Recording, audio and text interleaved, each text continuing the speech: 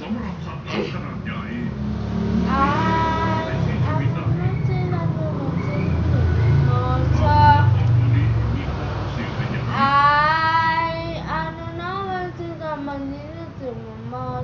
ครับที่สัตว์พวกนี้ได้รับบาดเจ็บและหลายๆครั้งที่พวกมันก็ไม่รอดเป็นอะไรที่น่าตามกฎแล้วคนทำสารคดีสัตว์ป่าจะมีความสังเกตการณ์และไม่ทำให้แทรกแซงพฤติกรรมตามธรรมชาติแ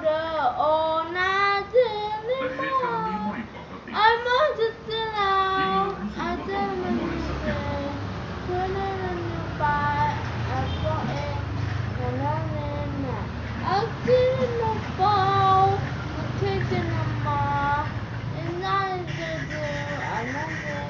ดูแล้วเจ้าของตัวนี้จะแข็งแรงดีเราแค่ช่วยตัดเชือกพลาสติกออกและปล่อยมันกลับมา เป็นช่วง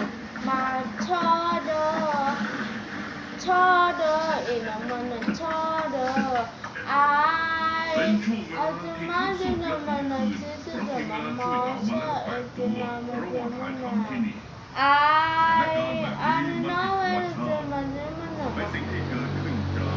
น่าเศร้าที่ทีมงานต้องเจอเรื่องแบบนี้ครั้งแรกและทำในที่เดียวกันรวมทั้งตอนที่เดินทางไปชายฝั่งแปซิฟิกของชิลีเพื่อถ่ายทำเรื่องราวการดิ้นรนหาอาหารของสิงโตทะเลเมื่อต้องแข่งขันกับกองเรือที่ใหญ่ที่สุดเมื่อเรซูนาทีมสุดขนาดพุ่ง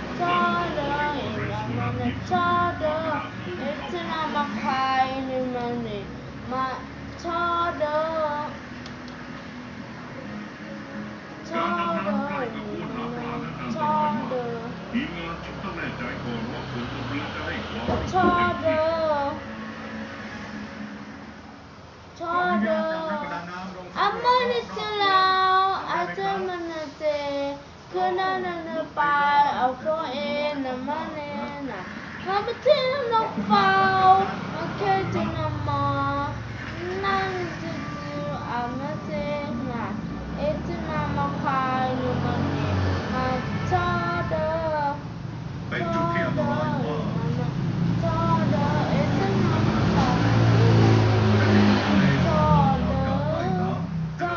กเป็นนักประดาน้ำแต่ซึ่งต้นทะเลน้ำสูง It's nama kwai nunani ma chodo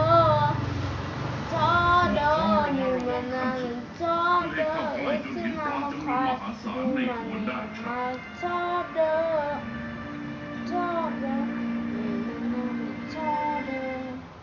ลากอวนครั้งหนึ่งน่าจะได้